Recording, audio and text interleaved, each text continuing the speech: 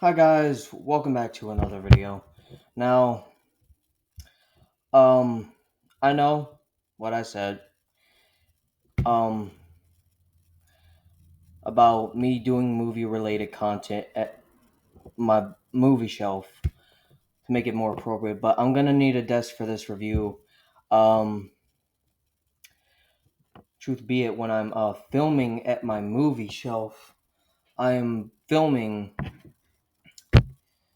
uh the computer is on the edge of my bed, and not really a good place to film, so I know what that guy said, so I might just. I'm sorry. I know the flag is distracting. Please don't let it distract you. Just focus on me, all right? That's the point of the video, all right?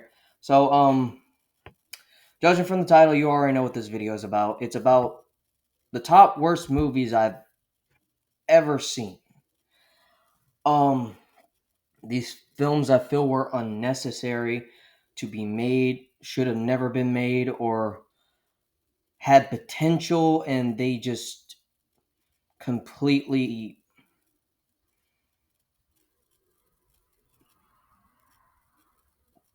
it was unmet potential. Um, so yeah, without further ado, let's go ahead and take at the look at the number one film on the list. One of the films I despise the most. One of the actual first films I ever despised my whole life of films. S. Darko, a Donnie Darko tale released in 2009. Uh, which I felt was like, go lay down. Sorry guys, my dog's just. All right, so let's see what we got here. Um, this film I felt was unnecessary. I'm going to explain a lot of issues I have with this movie. So the plot is Donnie Darko's little sister Samantha and her best friend Corey are on a cross-country road trip, but soon find themselves entangled in a dangerous glitch in the time-space continuum. Hold on, guys.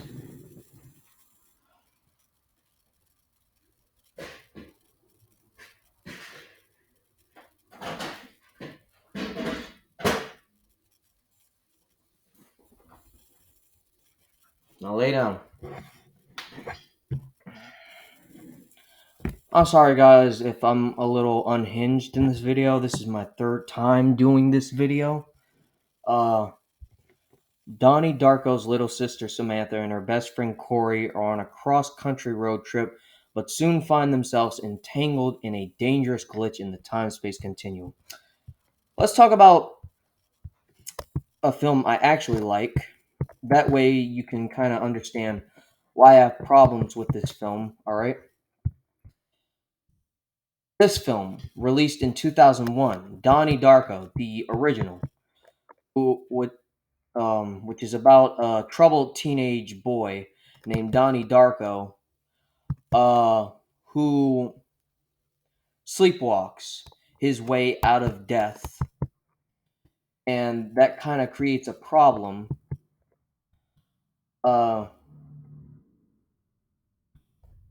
because a jet engine crashes through his room, and it wasn't supposed to kill him, but it didn't, and that's when he meets Frank, a guy dressed in a bunny suit who tells him that the world is going to end soon if he doesn't put things back in the way they should be.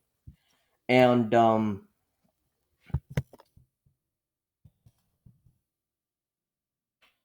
yeah, it stars Jake Gyllenhaal, Gina Maggie, uh, Gina Malone, Maggie Gyllenhaal, Drew Barrymore, Mary McDonnell, Catherine Ross, Patrick Swayze, Noah Weil, Stu Stone, Divey Chase, and James Duvall. James Duvall plays Frank, so shout out to you, James Duvall. You nailed it as the role of Frank. I feel like if they were to remake this film, I feel like they would have to get James. Because I mean, in my opinion, I don't see anyone else playing the role of Frank. Uh, it also stars I think his name is Jerry Trainer. Uh, I know him from a lot of stuff. iCarly mostly. Um, and basically, this film is a masterpiece. All right. So, in the end of the movie, Donnie Darko has to survive. I mean, Donnie Darko has to sacrifice himself. He has to go back in time, make sure that he dies in that jet engine crash, make sure he's killed in that jet engine crash from the jet engine being crashing into his room. I mean, yeah, into his room in order to save the world from ending. Now, in Samantha Darko,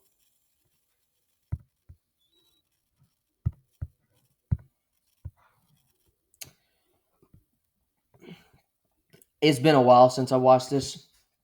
Funny story. This film has the same backstory as how I discovered the original 1992 Candyman. I was on Netflix looking for a horror movie to watch because I'm a big horror fan, big horror fan. And I saw this, and I'm thinking, is this a movie about a killer bunny rabbit? And so I click on it, and it is so much more than that. And I loved it, even though it wasn't about a man in a rabbit costume killing uh people. I mean, come on.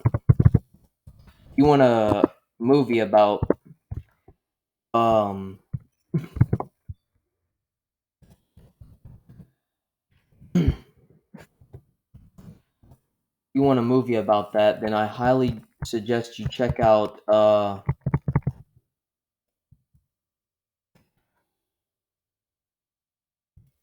these films. Bunny Man, released back in 2011. I mean 2011.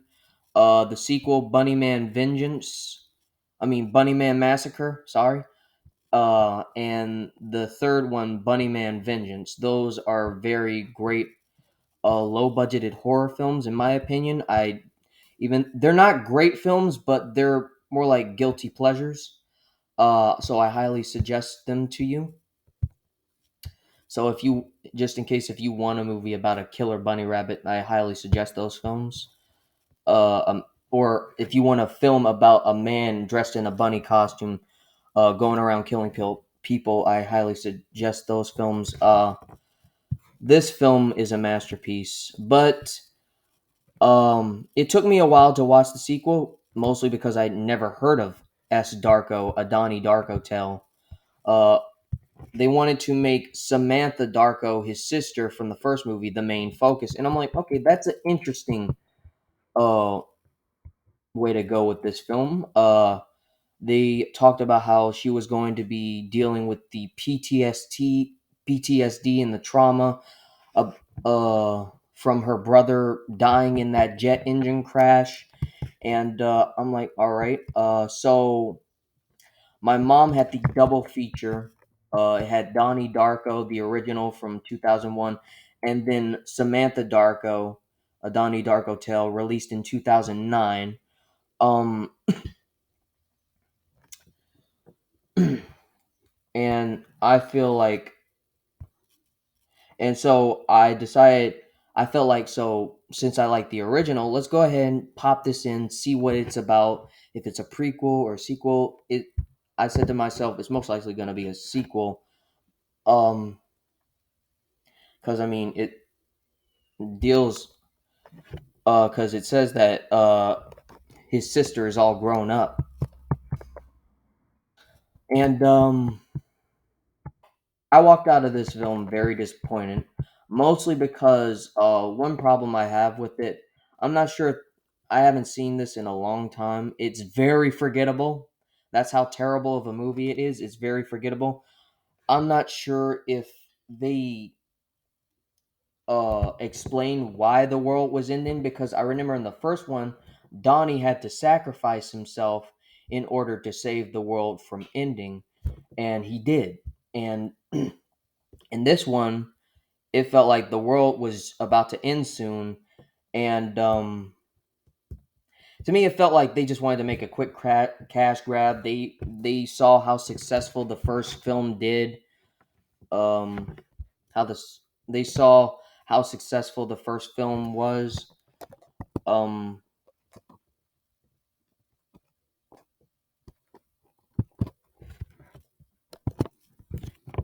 they saw how successful the first film was, and they wanted to they wanted to like, monopolize off of that, or get rich off of that, and so they decided to put this idea together to make it to make a sequel, except focusing on his sister. And while that was a good thing, the way you executed this film was so terrible. There is not a single character I liked in this movie.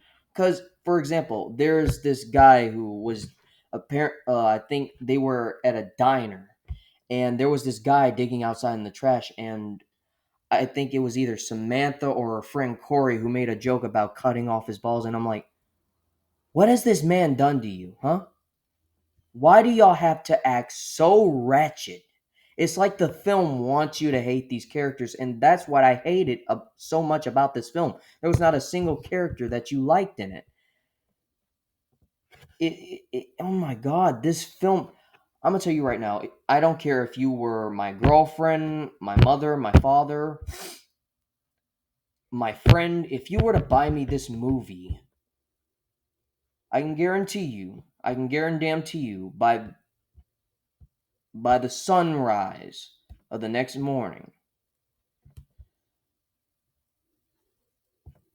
if you were to buy me this DVD by the sunrise of next morning, this film, this DVD, and the box itself would be riddled with bullet holes. Because I will go out back and shoot it like Old Yeller. That is exactly how you watch this film. You go out, you take it out back, and you shoot it like Old Yeller. That is the only way you watch this fucking film. That is the only way you fucking watch this film, because there is nothing good about this fucking film. I fucking hate it. It shits on everything the first film did so wonderfully. This felt just like it was a fucking cash grab. Now what's the fucking score? Okay, it's got a 13% on Tomato Meter. If you ask me, it should have been a 0%. And it's got a 18% with audience score. There's something fucking wrong with that right there. Something fucking wrong.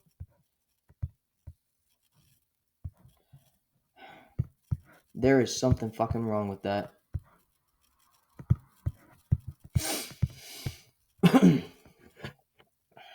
So, yeah. I want to give a shout out to everyone involved with this film, though. Don, uh, Jake Gyllenhaal, you were amazing as Donnie Darko. I feel like they would have to bring you back as well if they were to do a remake, because like I feel like they shouldn't even touch this movie. All right, I know I say I'm all for um giving remakes, reimaginings, and reboots a try. Um, this is just one of those films I feel like should not be touched. Just like I feel like Back to the Future shouldn't be touched. It should not, unless you get Tom Holland to play Marty McFly, and in my opinion, Jim Carrey to play Doc Brown. Because I mean, come on, be honest, who wouldn't want to see that?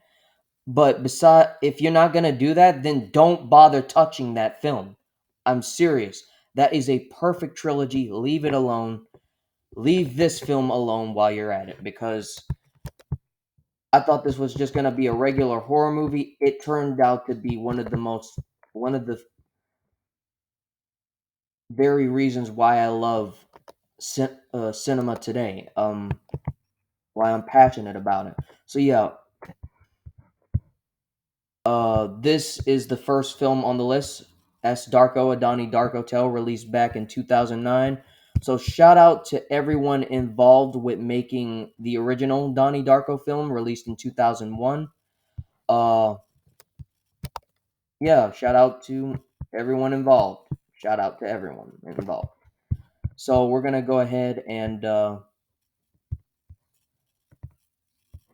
on to the next on the list.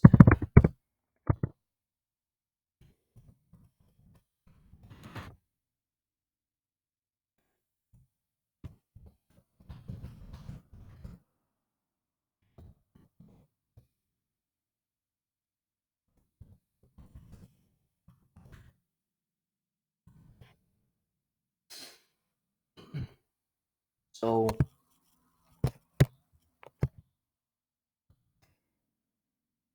here we go. This is the second film, and I'm pretty sure you can already guess why I really don't like this film. I'm a big Elvis Presley fan. Um, I love his music. Love him. I'm not gonna lie to you. When I first saw the teaser for this film, I was really excited to see this film. I'm like, we're finally getting a movie about the queen of rock and roll. And I only called her by that because I know Elvis is sort of referred to as the king of rock and roll, and this was his queen. Uh may have not been his first, may have not been his last, but it certainly what she certainly did have a big impact on her life. I'm not going to deny that. She certainly did have a big impact on his life. I'm not going to deny that at all. It's just that the fact that his own daughter, Lisa Marie Presley, was totally against this movie from being made was because she knew how the female audience of this generation would see her father as like a pedophile or a manipulative abuser. Now, just like Priscilla has said multiple times, he did have a temper.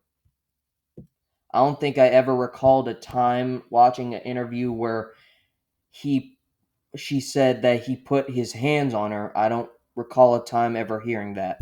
So I then again, we don't really know what ever happened. We weren't there. We were not there to see what happened behind closed doors or not. I'm not saying he did. I'm not saying he didn't. But one thing I can say is that we got to look. All right, nowadays it is not tolerated to see a 20 something year old with a 14-year old. Is something that is shamed in all 50 states, if I'm correct. But then we got to look back to when they were around. It was different times. And me as an Elvis fan, I've done my research. Yes, they did begin.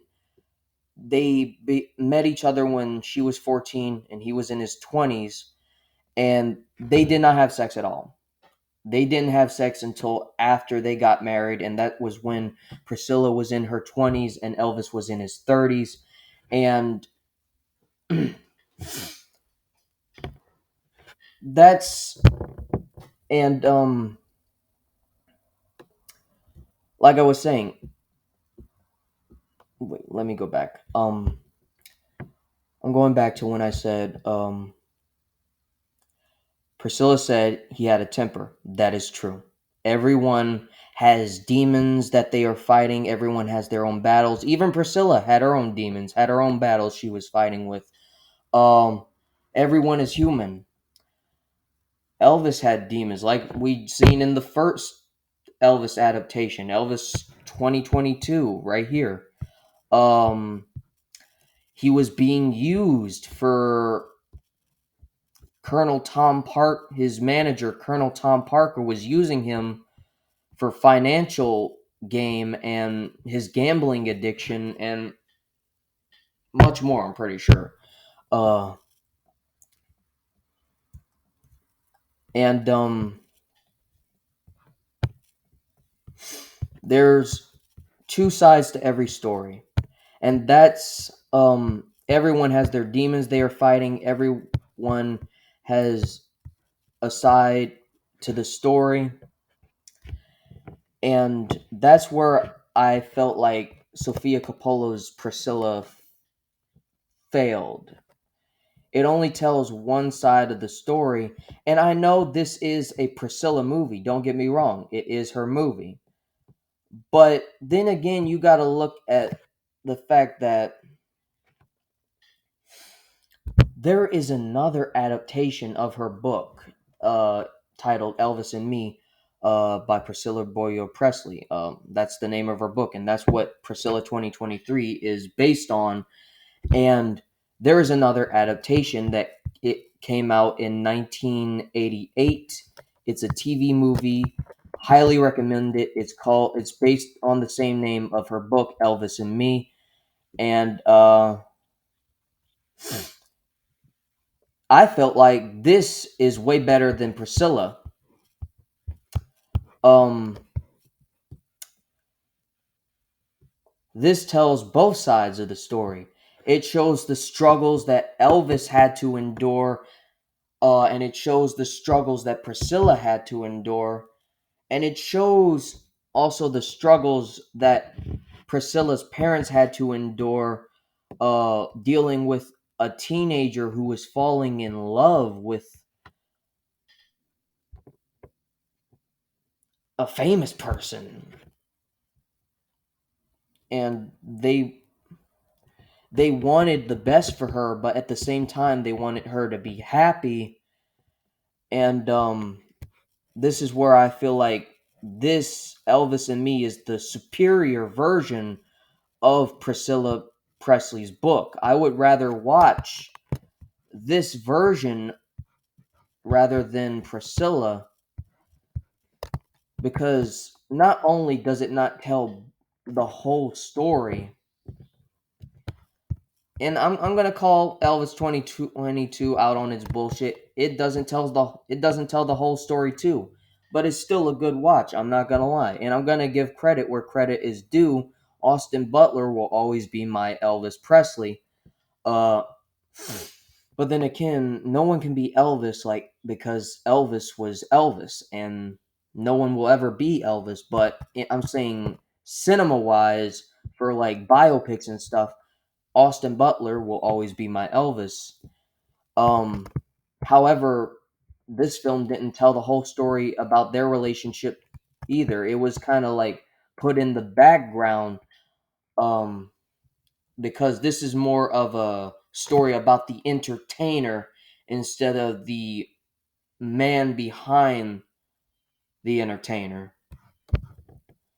Um, and that's where I felt like that's what they were trying to accomplish with Priscilla 2023. However, Priscilla is more dark, more bleak, and that's another problem I had with it. Like, don't be afraid to show colors in there. And I see what they were trying to do. While yes,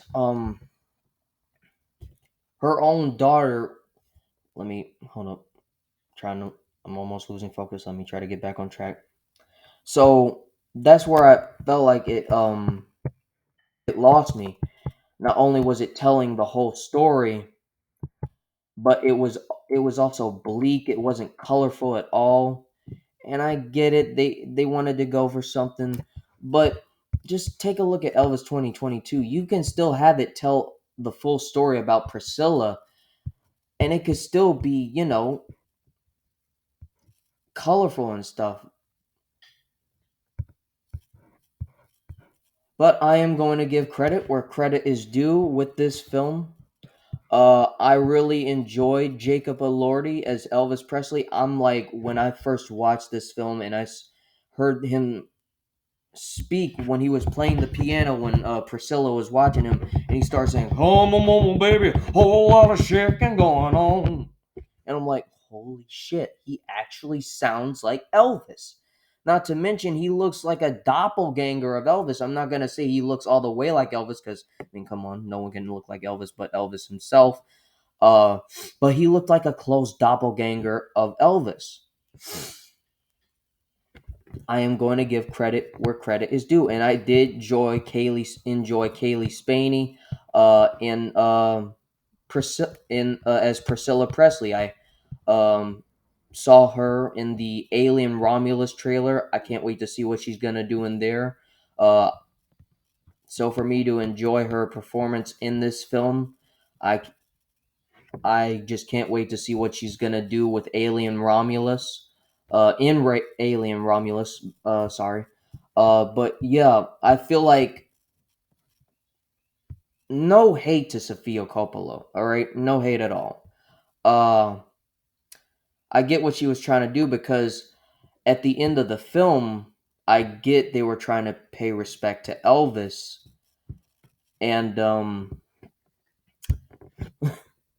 because at the end of the movie where she's driving out of the gates of Graceland, getting ready to leave Elvis, um, "I Will Always Love You" by Dolly Parton starts to play, and I remember that's referring to the uh incident where Elvis called Dolly Parton up, or I don't know how it went, but apparently Elvis wanted to sing this song. Apparently Elvis wanted to sing this song because he loved it, and Dolly got so excited. She was so excited to hear that Elvis liked the song and that he wanted to sing it. But then Colonel Tom Parker, being the man he is, messed it all up by calling. I can't remember exactly how it happened, but he um he ruined it, and Dolly had to. It was something over the rights to the song. I know that.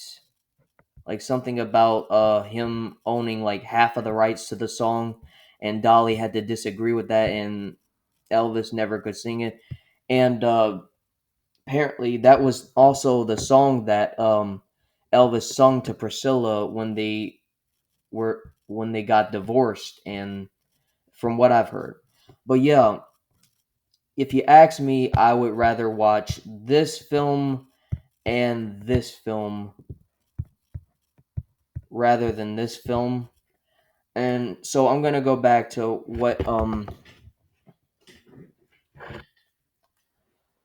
and it's I'm gonna go back to what I was saying about Lisa. It's I have nothing against Priscilla Presley, although I do believe that what her daughter said about her mother is true. Is kind of though it's kind excuse me, it's kind of hard to believe when she's doing this and doing that. I'm explaining to y'all in a bit. So basically, Lisa Marie, she put out a statement saying that I think it was a statement. I don't know. From what I've heard, she felt like she wouldn't. Her mother did not know the impact that this film, Sofia Coppola's Priscilla 2023, would have on the female youth of this generation. Um, and that's when I started to feel bad for Priscilla because she thinks she's doing right by Elvis, and all she wants to do is keep his legacy alive and everything, and show respect to him because, like she said, time and time before, he was the love of her life. What I can't seem to grasp my head about, if he was the love of your life, no, she had every right to divorce him if she felt the need to. I'm not against that. But what I don't get is that if you divorce him, you change your name back to Boyer, your legal last name, your maiden name. But when he dies, you change it back to Presley. Now, I'm not saying she is, and I'm not saying she's not. But if you ask me or anyone else that's an Elvis fan, it kind of brings up a few questions like, are you doing this for the money or are you doing this to keep his legacy alive? Because with this film, most people are going to, most of the women of this generation is women of this generation are going to come out hating Elvis, looking at him as some creep, some groomer, some manipulative bastard. And you felt like you were putting respect on his name, but I mean, at the end of the day, I really don't know. That's just my view and my opinion on it. That's now what I recommend this film. I don't know. If you want to see it, then by all means go see it. If you don't want to see it, then I don't disagree. I mean, it was entertaining at sometimes, but at the same time it was boring. It was bleak. Not to mention the Elvis estate forbidded them from using any of Elvis's music, and that's another missed opportunity that I felt like this film is just a whole missed opportunity itself to tell. Like, I would rather have my kids grow up watching a movie like Elvis and Me 1988 and Elvis 2022, so that way they can see that there are two sides to every story, and then there's the side of the entertainer.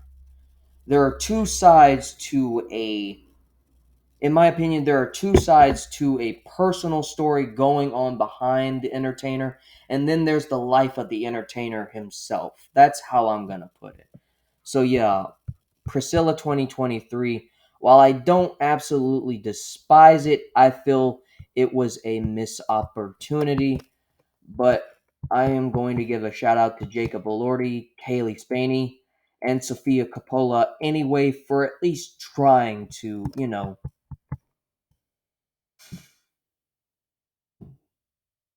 for at least trying. That's the least I can do, because at the end of the day, I don't know whether they intended to put hate on Elvis's name or not. Then it, because we all don't know. We weren't there. All we have is articles and stuff to fill in the lines, and even sometimes even articles can lie. So, yeah.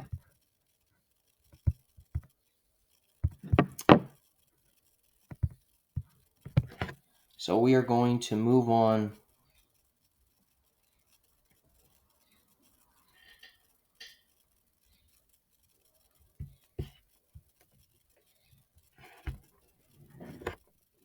I got to look at my list.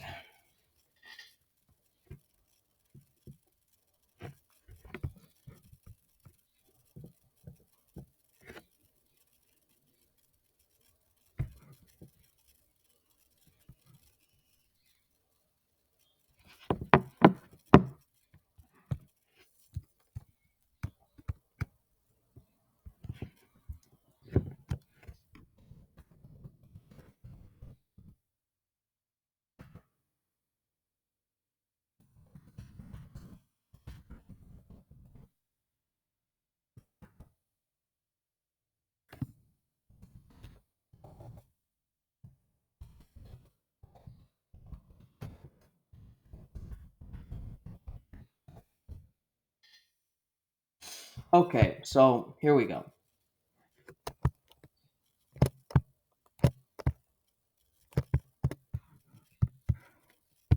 This is another movie I was. All right, so here's another movie I I completely despise all the way. To believe it or not, I'm like I've stated before countless of times, I have been a big horror fan, which means I have also been a big creepypasta fan. In case you don't know what a creepypasta is, it is basically a creepy horror story. But I never really understood why they call it a creepypasta. However, I'm sure you heard of Slender Man. Back in 2018, they announced with that back in I don't know when they announce it.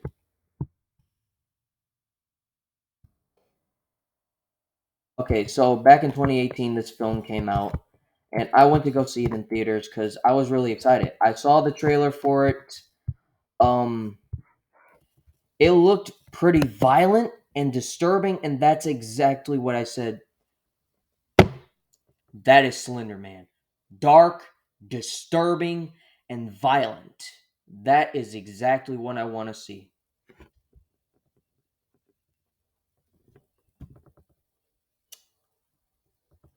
There was only one Slender Man film I've seen before this one. I'm going to put it up right here.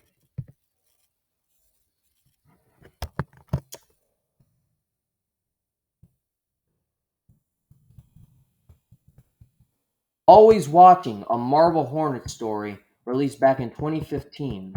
I'm going to tell you right now, at first I did not like this film.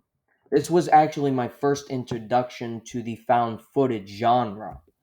A small town news team discovers a box of videotapes where a faceless figure dressed in a dark suit haunts and torments a family, slowly driving them insane. Soon after, they realize that the operator. Okay, this is actually true. They don't reference the they don't reference Slender Man as Slender Man. They reference him as the operator, or they identify him as the operator. Or they call him it. They call him the operator. They don't call him Slender Man. Has begun to stalk them as well. And so when I first saw this film, I didn't like it at all. I didn't like it. It was my first introduction to the found footage genre, and I was actually excited for this film because I felt like, okay, we're gonna get a true adaptation to the Slender Man story. I went to go see this film with a friend and his wife, with my friend and his wife.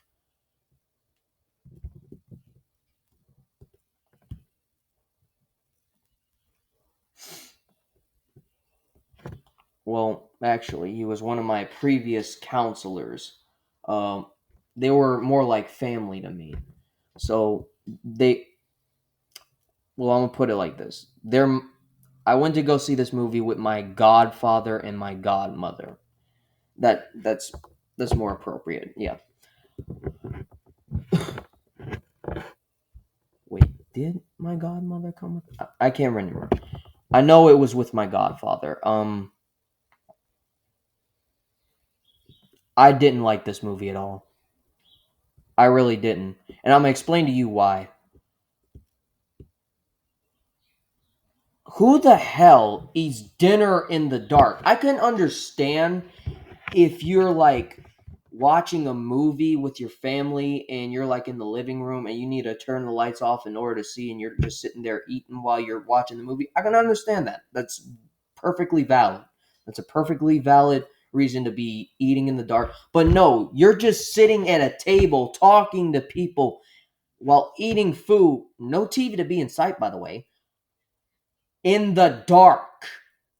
It's like you were more focused about making this film so dark, not metaphorically, like literally dark to where people could not see a thing. The only time they could see a thing was when there were little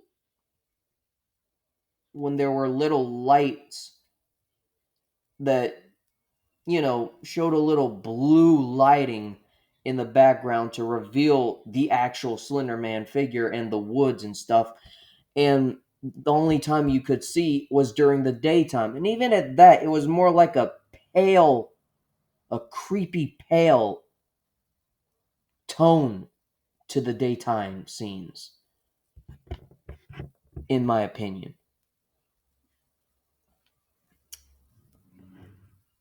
And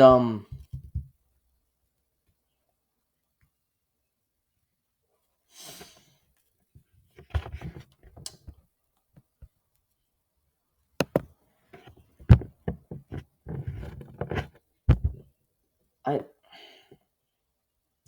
okay, so I'm going to explain to you why I also hate the fact. Okay, I could literally sue this movie, all right?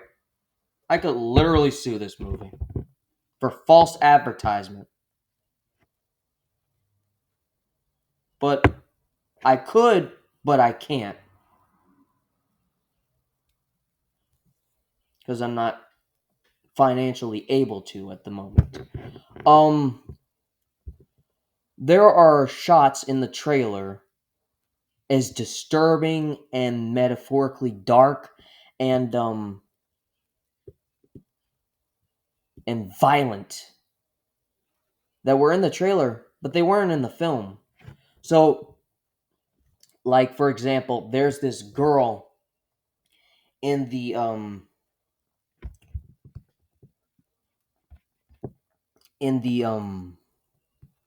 film who we see in the trailer. She's one of the people when they summon the Slender Man. She's the person who looks, and then she starts to get haunted by the Slender Man. And then the trailer, we know what happens to her. She's in like a biology class, science class, or whatever, and they're like dissecting something, and she's about to, stab herself in the head with a scalpel, and they show that in the trailer. In the film, she just disappears automatically.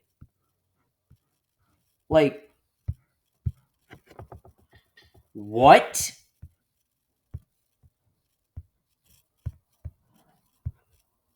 And then you have this other kid, this guy who is seen in the trailer jumping off of the roof in the trailer, but God, I don't even remember what happened to him because that's how forgettable this movie is. It makes me appreciate so much what Always Watching did right here. And it just I it's available if you want to watch it, it's available for free on Tubi TV. And I just love everything about this movie now.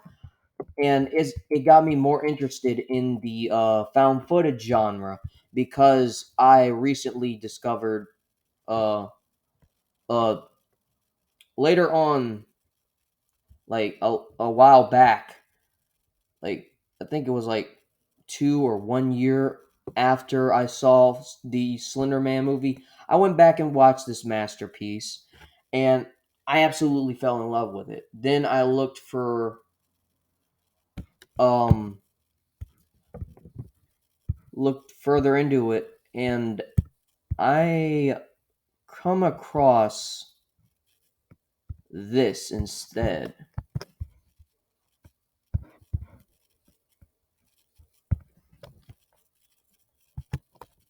Says on May 31st, 2014. So this happened before the Slender Man movie came out in Waukesha, sorry if I mispronounced that, Wisconsin, United States. Two 12-year-old girls, Anissa Weir and Morgan Jeezer.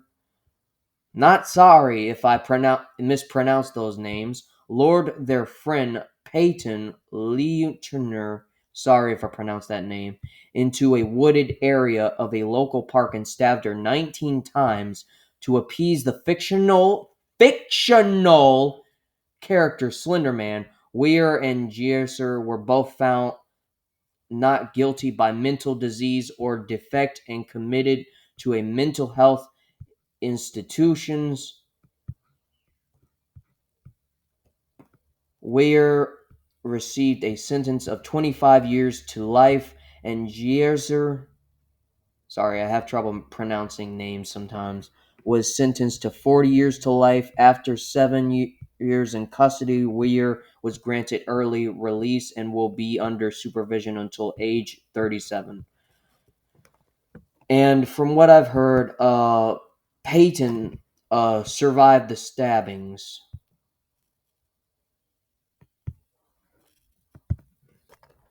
So,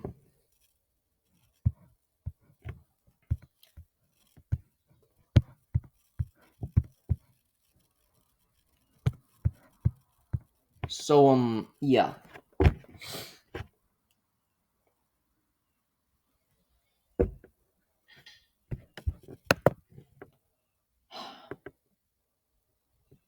I'm very sorry for you, Peyton.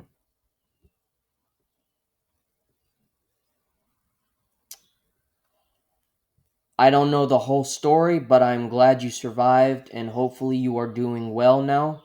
Most likely you are. I mean, because it's been a while since the incident. I'm not saying that that doesn't excuse their behavior, but I'm just saying it's been a long time. But I hope you're doing well. I don't know the whole story. Apparently, there was a documentary on it titled "Beware the Slender Man."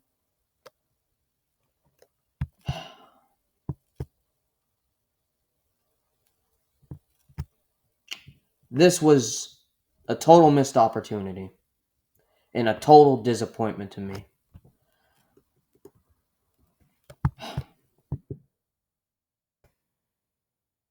So if you want a good Slender Man movie, I highly recommend always watching, because I did discover some more. I really got interested into the found footage genre, so I decided to look for more found footage films, and I came across these films titled Creep.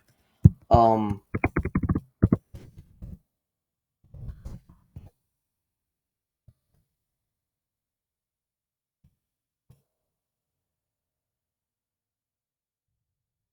here it is.